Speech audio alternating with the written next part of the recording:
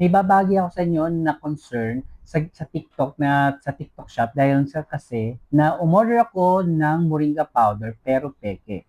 So nag-refund ako pero ang ginawa po ng TikTok, imbis sa GCash nila ibigay ang refund na dati namang ginagawa nila sa TikTok balance.